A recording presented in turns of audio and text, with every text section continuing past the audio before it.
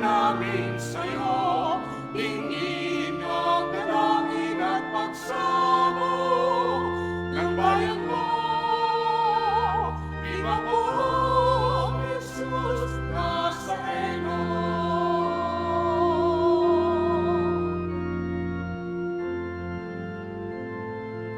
Ako ang muling pagkabuhay, ika ng Panginoon, ang sino ang manalig sa akin ay mabubuhay kailanman. Viva po, Jesus Nazareno, awit at papuri, alay namin sa'yo, tingin ang dalangin at pagsamo ng bayan mo. Viva po, Jesus Nazareno.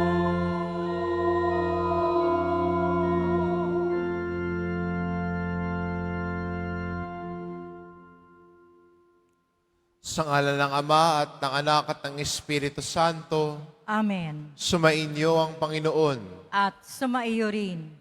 Mga kapatid, aminin natin ang ating mga kasalanan upang marapat tayong gumanap sa banal na pagdiriwang.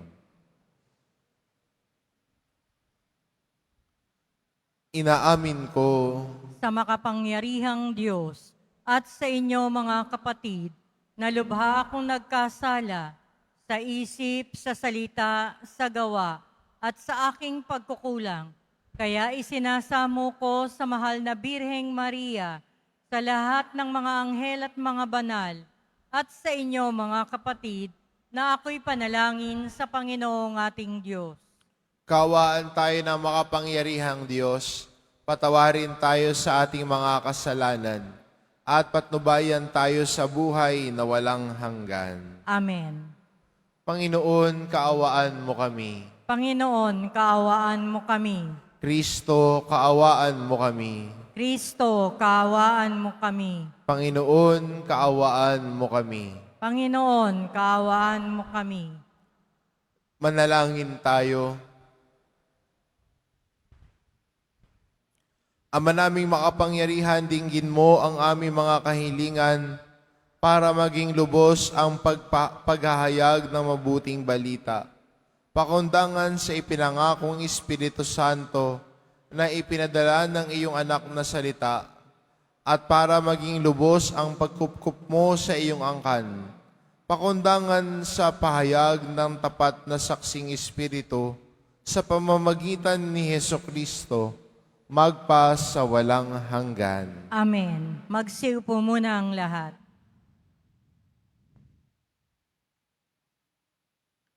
Pagbasa mula sa mga gawa ng mga apostol.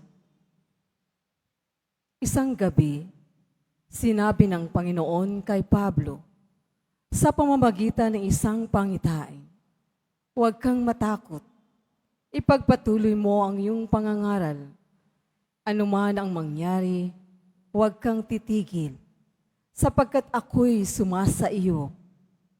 Hindi ka maaano, sapagkat marami akong tagasunod sa lungsod na ito. Tumigil siya roon sa loob ng 1 taon at 6 na buwan at nagturo ng salita ng Diyos. Nang si Galyo nang maging gobernador ng Akaya, nagkaisa ang mga Hudyo na dakpin si Pablo at dalhin sa hukuman. Hinihikayat nito ang mga tao na masumamba sa Diyos sa isang paraang labag sa batas.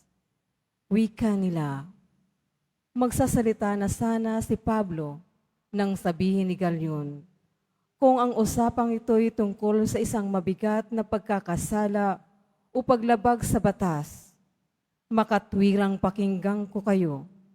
Subalit, ang sakdal ninyo'y tungkol lamang sa mga salita at mga pangalan sa kautusan ninyong mga Hudyo. Kaya hindi ko kayo hahatulan sa mabagay na yan. Bahala na kayo. At sila'y pinalabas niya sa hukuman. Sinunggaban nila si Sostenes, ang tagapamahala ng sinagoga at binugbog sa labas ng hukuman. Ngunit hindi ito pinansin ni Galion. Pagkatapos nito, ilang araw pang nananatili si Pablo sa Corinto.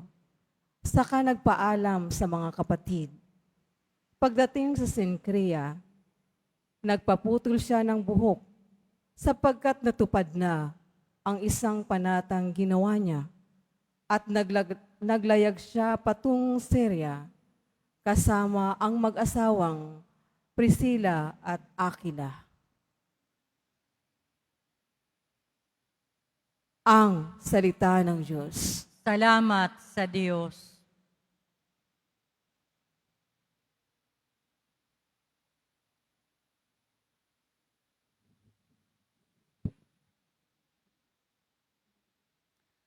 Hari ng sangkalupaan, Diyos na makapangyarihan.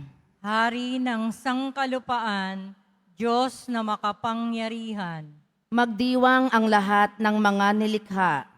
Pumalakpak kayong may awit at tuwa. Bilang pagpupuri sa Diyos na dakila, ang Diyos na poon, kataas-taasan, ay dakilang haring dapat katakutan. Siya'y nagahari sa sangkalupaan. Hari ng sangkalupaan, Diyos na makapangyarihan.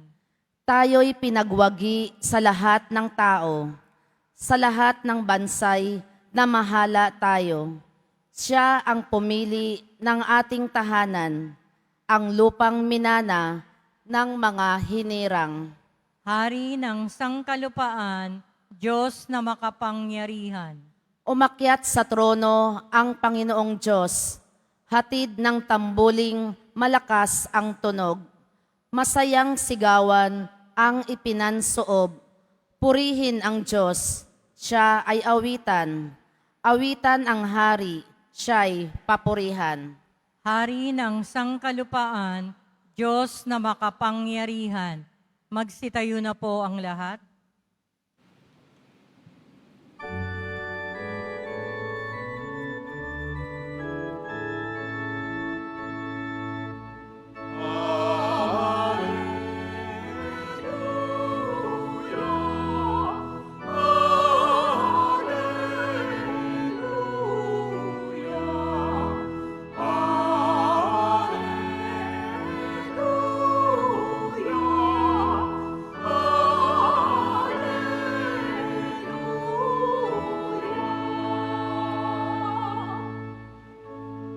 Si Kristo'y laang magtiis, ng tagumpay ay makamit, at sumati ng langit.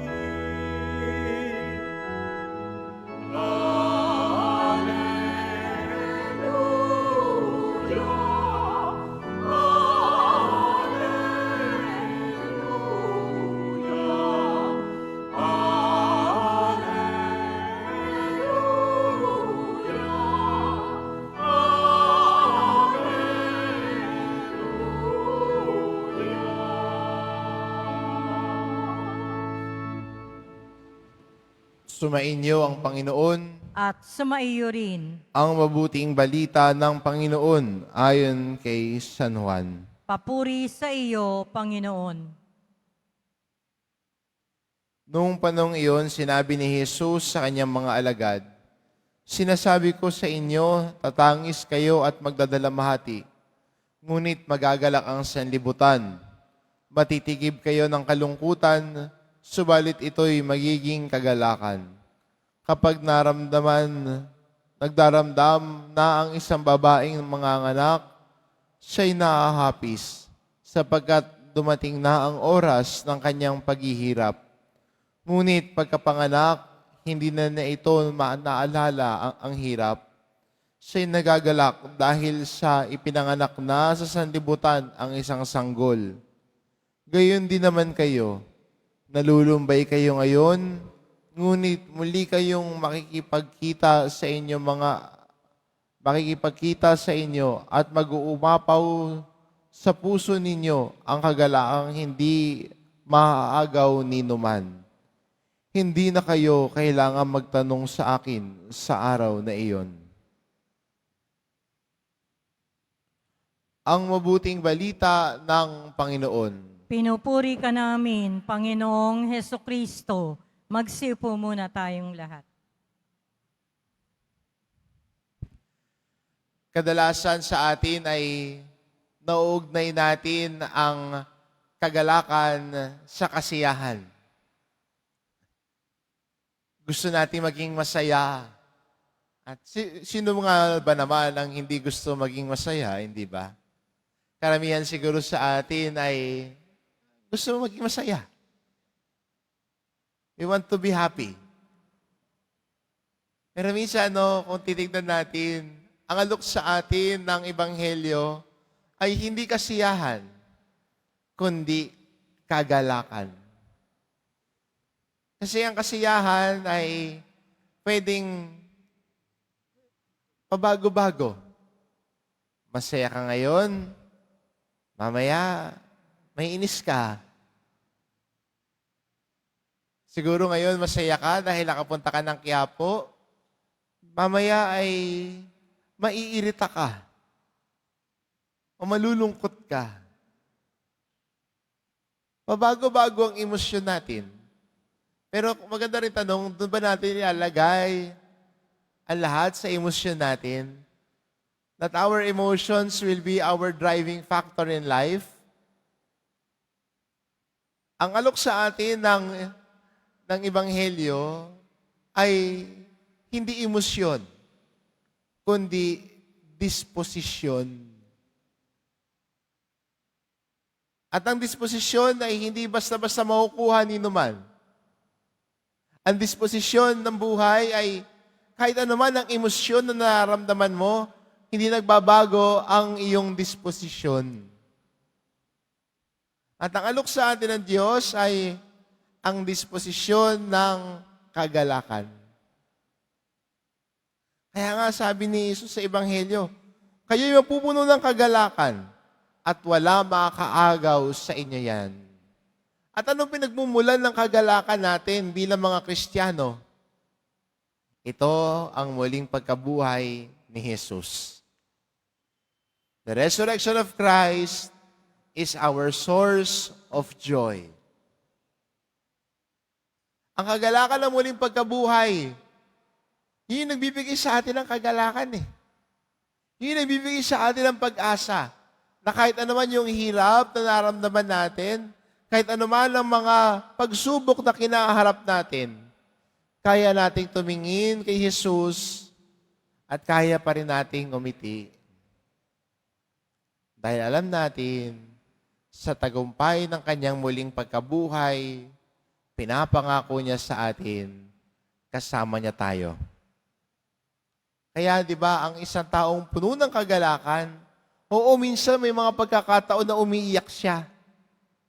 Hindi rin naman ibig sabihin na yung taong napupuno ng kagalakan ay hindi na nalulungkot. Hindi naman ho ganun. Kahit puno siya ng kagalakan, pwede rin siyang malungkot. Pwede rin siyang umiyak. Pero sa kabila ng mga luha niya, sa kabila ng kalungkutan niya, kaya niyang tumingin sa Diyos at sabihin, Panginoon, Ikaw ay muling nabuhay, alam kong kasama mo ako. Alam kong hindi mo ko iiwan. Alam kong kalakbay mo ako. At yun yung nabibigay sa kanya ng kapayapaan sa buhay niya. Yun yung nabibigay sa kanya ng kagalakan na kahit anuman ang problema ko, kaya kong harapin. Kahit anuman ang problema ko, kaya kong pa rin magpatuloy sa paglalakbay. Dahil kasama ko ang Diyos. And no one can take that away from us.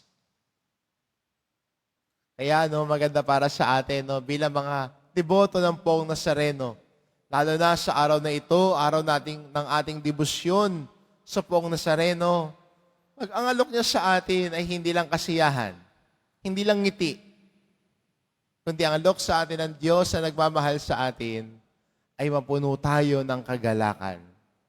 Kagalakan na nagmumula sa kanyang salita. Kagalakan na tanggapin ang kanyang katawan at dugo.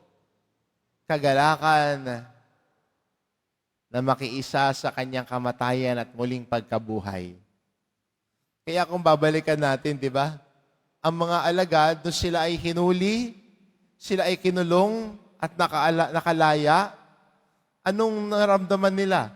Sila ay napupuno ng kagalakan. Dahil nakikiisa sila kay Jesus. Nung sila ay hinagupit, napuno sila ng kagalakan. Dahil ang misyon ni Jesus ay ginagawa nila. Maganda rin na para sa atin bilang Kristiyano, paano ba natin matatagpuan ang kagalakan na ito? We can find true joy when we do and listen to God's will in our lives. Nakikinig sa salita ng Diyos, nakikinig sa kanyang mga aral at utos, at ang kanyang aral at utos ay gabay natin sa buhay. Hindi tayo nakikipagmatigasan. Ang salita ng Diyos, ang gabay natin sa paglalakbay natin sa buhay. Ang salita ng Diyos, ang pinakikinggan natin, pinagmumulan ng lakas natin, kinakapitan natin. Kaya magandang paalala rin sa atin, no? Paano natin sasabuhay ang kagalakan na ito? O lagi tayo nakikinig sa salita ng Diyos. Yung salita ng Diyos na pinagdinilaya natin, yung salita ng Diyos na kasama sa ating pagdiriwang at pinakikinggan natin. Sana hindi lang natin ito naririnig. Sana yung salita ding ito ay sinasabuhay din natin. At ang taong nagsasabuhay ng salita ng Diyos, yan yung taong puno ng kagalakan. Dahil alam niya na ang salita ng Diyos ang pumupuno at gumagabay sa kanyang buhay. Oo, may minsan makakaramdam siya ng kalungkutan. Oo, minsan makakaramdam siya minsan ng inis at init ng ulo. Pero hindi ibig sabihin nun na mananatili siya roon. Ang taong puno ng kagalakan, kaya makita sa bawat sitwasyon ng buhay niya, nakasama niya ang Diyos. At kahit man maalon ang paligid niya, kahit man magulo ang paligid niya, kaya niya maging panatag dahil puno siya ng kagalakan. Amen.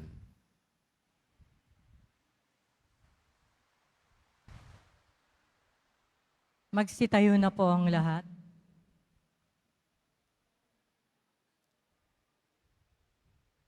Minamahal ko mga kapatid, habang inaasam natin at hinihintay ang kaligayahan ng langit, manalangin tayo na ipagkaloob sa atin ang lakas upang maisabuhay ng lubos ang ating pananampalataya, ang ating itugon. Puspusin mo kami ng iyong kagalakan, O Panginoon. Puspusin mo kami ng iyong kagalakan, O Panginoon. Bilang bayan ng Diyos, tayo naway umako sa krus ni Kristo at maging buhay na mensahe ng pag-asa sa mga taong ipinagkatiwala sa pangangalaga natin. Manalangin tayo. Puspusin mo kami ng iyong kagalakan, O Panginoon. Ang mga nawawalan ng pag-asa, naway pasiglahin muli sa kagalakan nagmumula sa makapangyarihang Diyos. Manalangin tayo. Puspusin mo kami ng iyong kagalakan, O Panginoon. Ang mga nagdurusa, naway palakasin at mapagtiisan ang sakit sa kanilang nadarama. Manalangin tayo.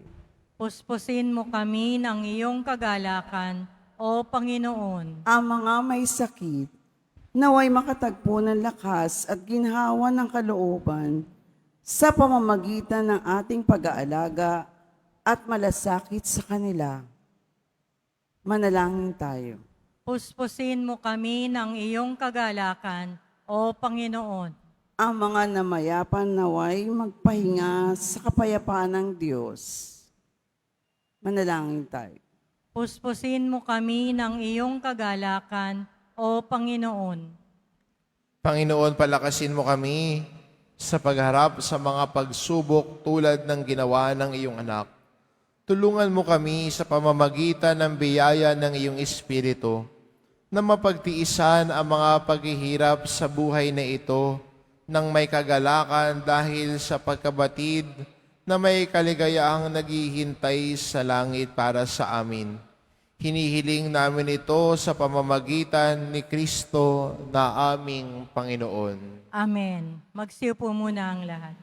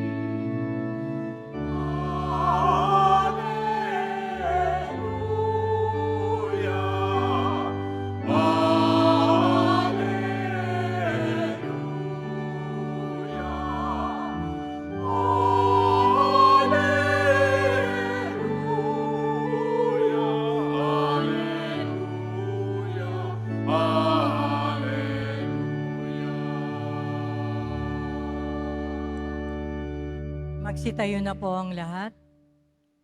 Manalangin kayo mga kapatid, ito pa nga ang paghahain natin ay kalugdan ng Diyos amang makapangyarihan. Tanggapin nawa ng Panginoon itong paghahain sa iyong mga kamay, sa kapurihan niya at karangalan, sa ating kapakinabangan at sa buong sambayanan niyang banal. Ama naming lumikha, tanggapin mo at kalugdan ang mga alay na iyong angkan, upang sa tulong ng iyong paglingap at pagsubaybay, ang bigay mo sa aming puhunan ay hindi masayang, kundi tumubo pa ng mga kaloob mong walang katapusan. Sa pamamagitan ni Hesukristo, kasama ng Espiritu Santo, magpa sa walang hanggan. Amen. Sumainyo ang Panginoon. At sumaiyo rin. Itaas sa Diyos ang inyong puso at diwa. Itinaas na namin sa Panginoon. Pasalamatan natin ang Panginoong ating Diyos. Marapat na siya ay pasalamatan. Ama naming makapangyarihan, tunay ngang marapat na ikaw ay aming pasalamatan. Ngayong ipinagdiriwang ang paghahain ng Mesiyas, ang maamong tupa na tumubos sa aming lahat. Ang katawan ng anak mong sa krus na bayubay ay handog ng pag-ibig na walang kapantay. Ito ang paghahaing ganap mong kinalugdan. Ito ang nilungati ng dating pag-aalay. Ang buong sarili ng anak mong si Jesus ay inihain sa iyo upang kami matubos. Siya ang dambana at paring nagahandog. Siya pa rin ang tubang handog na ibinukod. Kaya kaisa ng mga anghel na nagsisiawit ng papuri sa iyo, nang walang humpay sa kalangitan, kami nagbubunyi sa iyong kadakilaan.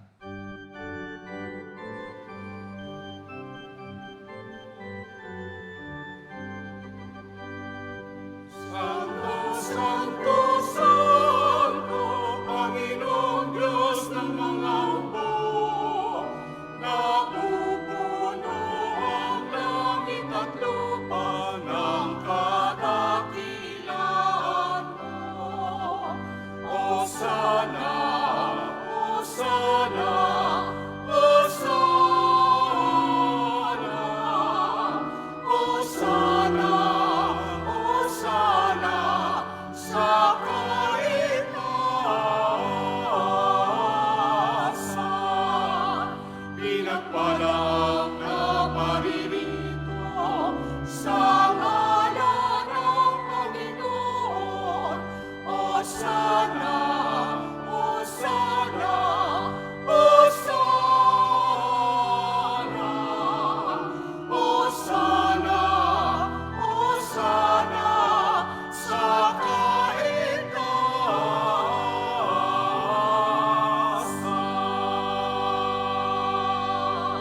Magsiluhod po ang lahat.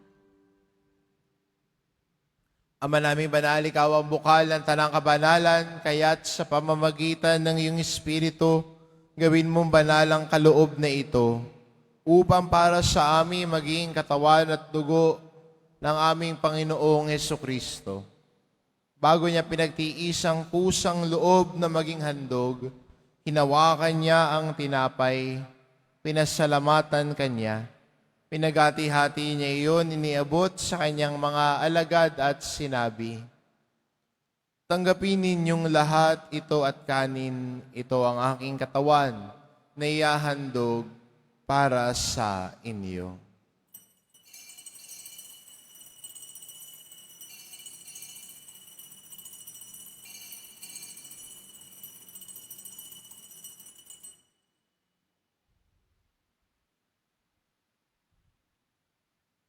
Ngayon din naman na matapos ang hapunan, hinawakan niya ang kalis. Muli kanyang pinasalamatan.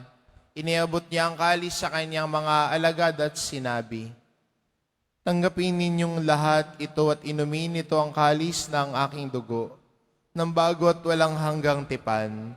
Ang aking dugo na ibubuhos para sa inyo at para sa lahat, sa ikapagpapatawad ng mga kasalanan. Gawin ninyo ito sa pag-alala sa akin."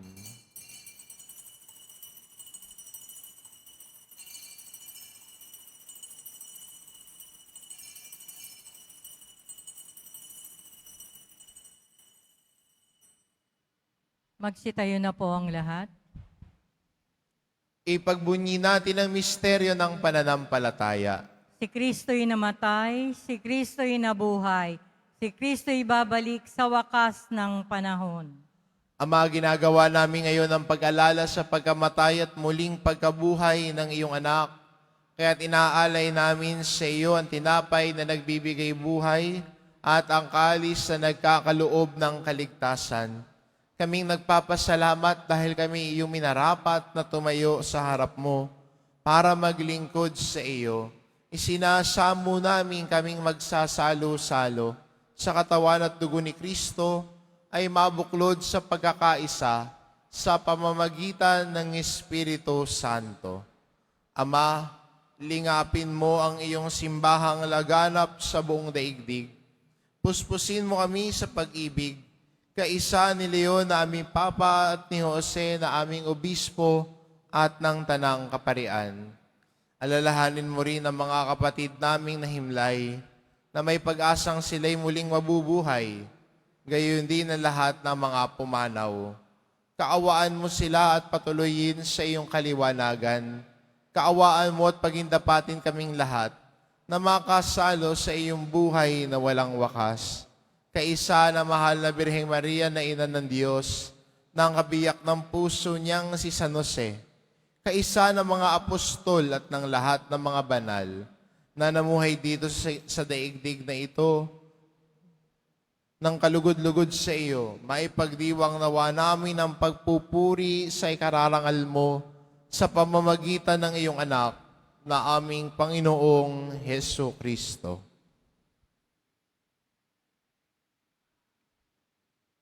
Sa pamamagitan ni Kristo, kasama niya at sa Kanya, ang lahat ng parangal at papuri ay sa iyo, Diyos amang makapangyarihan, kasama ng Espiritu Santo, magpa sa walang hanggan.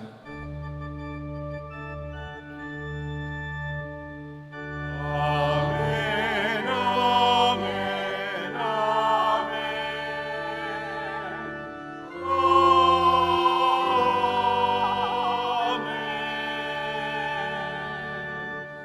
Amen, amen,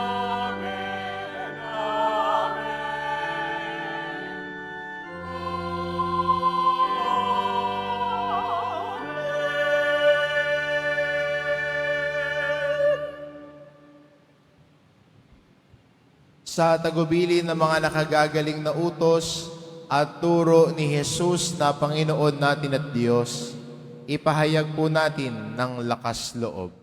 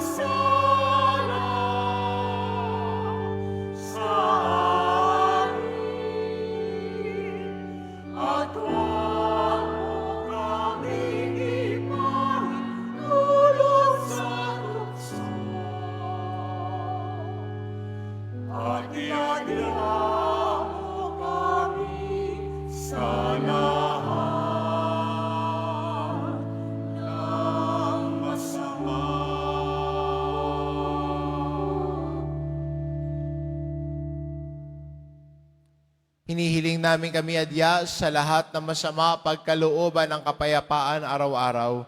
Iligtas sa kasalanan at ilayo sa lahat ng kapahamakan. Samantalang aming pinananabikan ang dakilang araw ng pagpapahayag ng tagapagligtas naming si Hesu Kristo. Sapagkat iyo ang kaharian at ang kapangyarihan at ang kapurihan magpakailanman. Amen. Panginoong Kristo, sinabi mo sa iyong mga apostol, kapayapaan ang iniiwan ko sa inyo, ang aking kapayapaan ang ibinibigay ko sa inyo.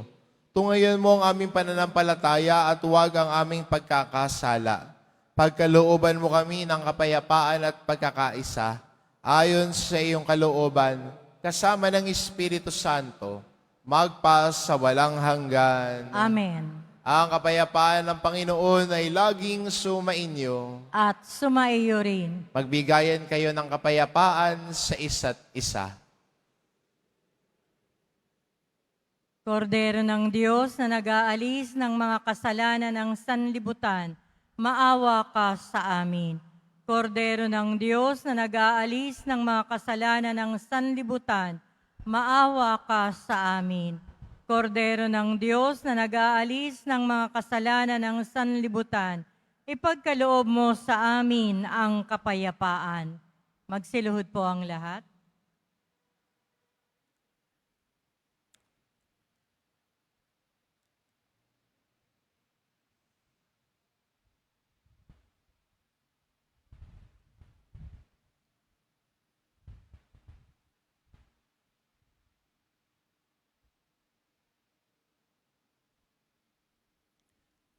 Itong kordero ng Diyos, ito nag-aalis ng kasalanan ng sanlibutan. Mapalad ang mga inaanyayahan sa kanyang piging. Panginoon, hindi ako karapat-dapat na magpatuloy sa iyo, ngunit sa isang salita mo lamang ay gagaling na ako.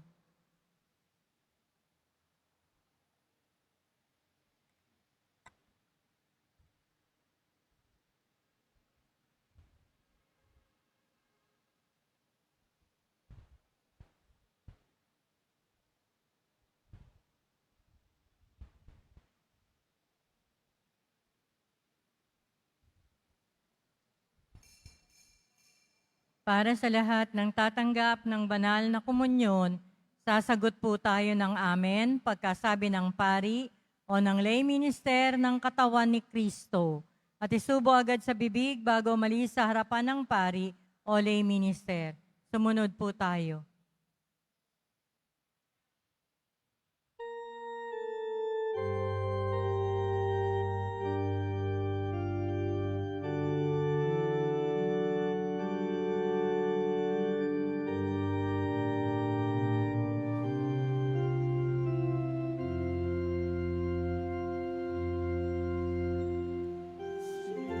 Cristo inialay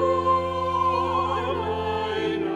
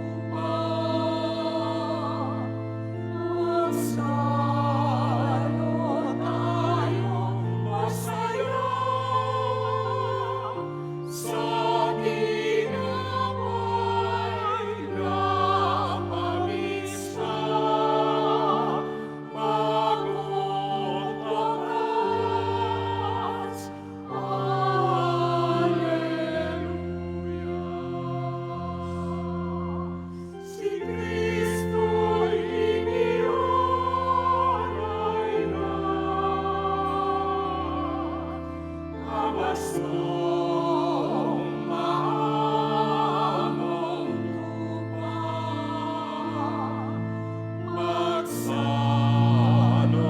tayong masaya sa tinapay na pamisa. Agot wagas,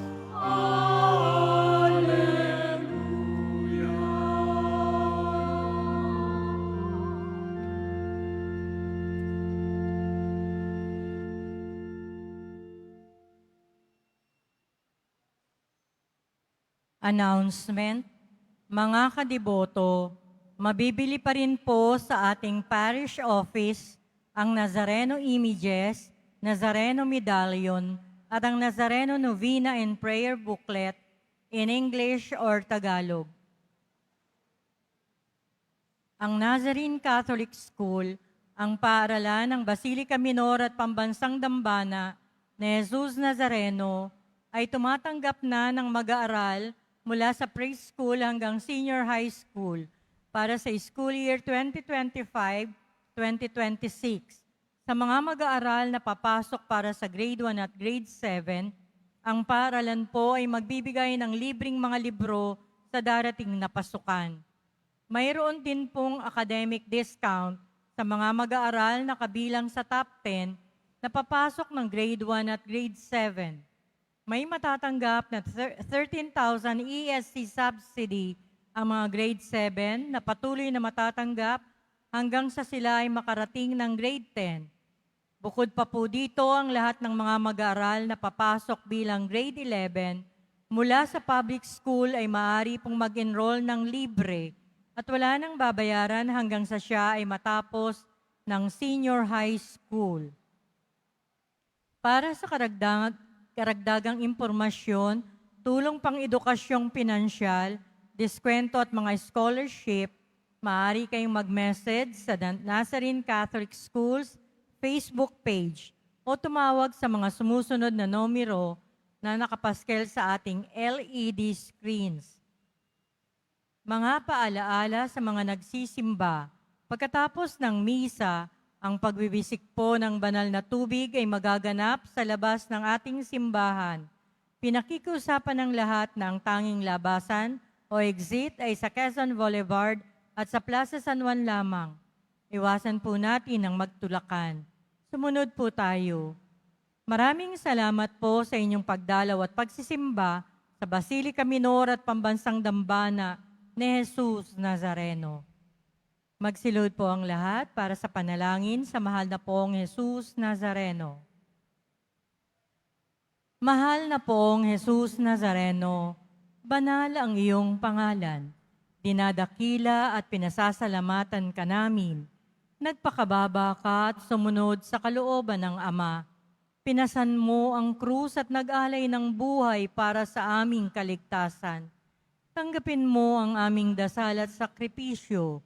Itulot mo na kaming sumasamo ng buong katapatan at pagmamahal, magbahagi ng mabuting balita, magsisi at itakwil ang kasalanan at masama, at maghatid ng awa at kapayapaan sa aming kapwa. Ipinagkakatiwala namin sa iyo ang lahat-lahat sa amin. Ipinapanalangin namin ang mga nangangailangan ng iyong tulong. Ipinapaubaya namin sa iyo ang aming mga kahilingan.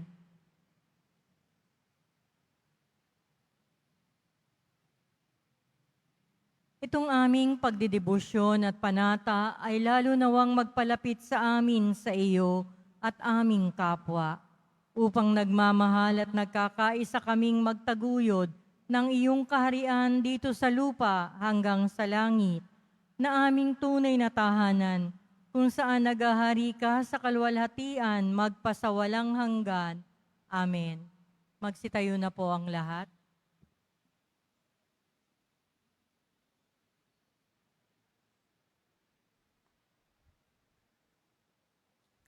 Manalangin tayo.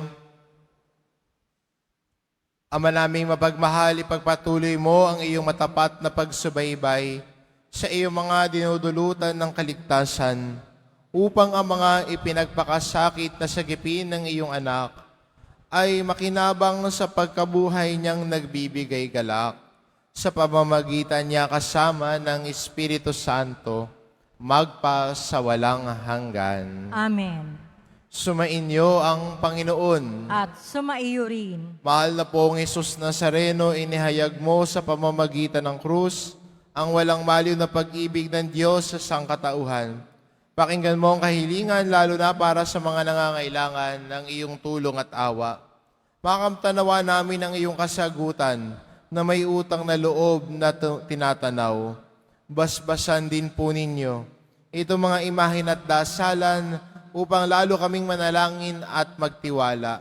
Sa pamamagitan ng bendisyon na ito, naway lalo kaming maging mapaglingkod, masunurin at tapat sa iyo na aming maluwalhating Panginoon, magpa sa walang hanggan. Amen. At pagpalain kayo ng ating mapagmahal na Diyos, ang Ama at ang Anak at ng Espiritu Santo. Amen. Humayo kayo, taglay ang kapayapaan ng poong Jesus Nazareno. Salamat sa Diyos.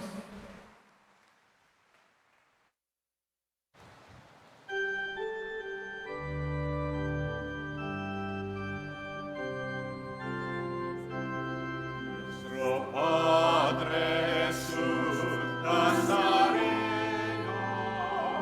sinasamba ka namin, pinipinto ka namin, aral mo ang aming buhay at kaligtasan. Nuestro Padre Jesús Nazareno,